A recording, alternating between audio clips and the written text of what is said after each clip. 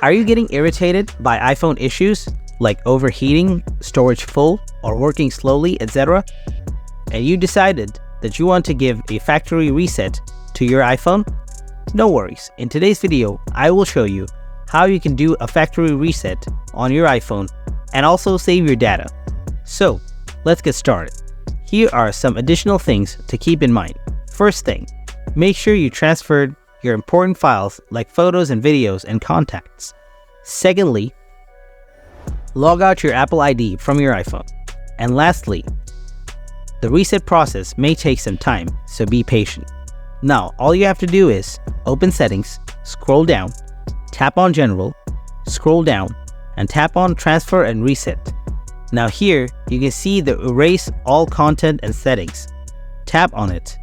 After that, tap on Continue. And now restart your iPhone by entering your passcode or Face ID. So, this is how you can give a factory restart on your iPhone.